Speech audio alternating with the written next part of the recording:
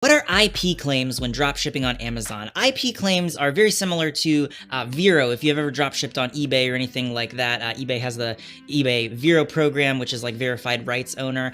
Similar kind of thing with Amazon and IP claims. So IP claims are basically the copyright holder of whatever it is, the words, the patents, basically the items. The person that is the brand that creates the items and is selling them might limit who's allowed to resell their items. Most places don't care if you buy something and then want to resell it, but sometimes they do care, and sometimes they say, no, we are the only people who are allowed to resell our product. So this is basically where IP claims come in, and pretty much they can get your account in trouble. So if you're listing brands that you're not allowed to sell, it's not that many brands. There are a number of them, but it's not compared to the total number of items that can be dropshipped. It's not that many brands, but there are certain brands that will really want to protect and enforce their rights and be the only people that are allowed to resell their product, and they don't want any other resellers. So IP brands are things that can get you in trouble if you're reselling the wrong brand. Now, how do you know those brands?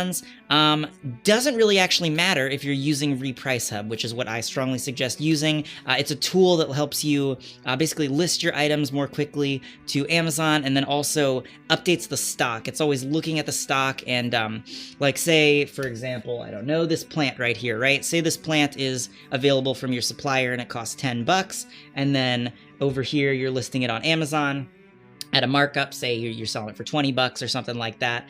So then when it sells, you can get the money from the buyer, use the money from the buyer to order this and have it shipped right over here. Well, what happens if the price from your supplier goes up a lot? Say this changes to 30 bucks, but you've still got it priced to 20 bucks here, and then you get the sale. That can cause issues. So what Reprice Hub does is they basically are always constantly checking the price of the item from your supplier so that it always matches on Amazon. They'll always update your Amazon price if the supplier price changes. They'll make sure that the same thing's happening to your Amazon price, so you're never selling at a loss.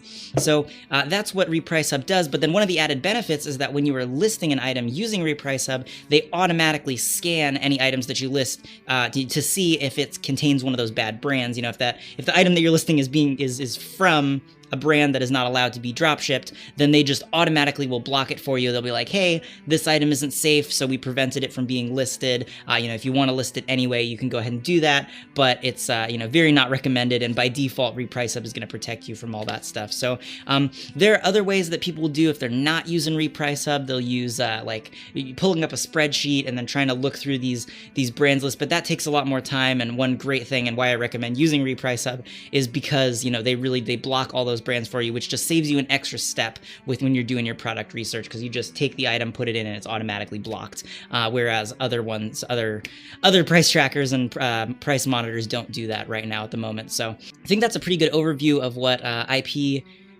brands are. They pretty much just, if you get too many of them, you're going to get your Amazon account suspended, because obviously you can't just go around selling products that you're not allowed to list.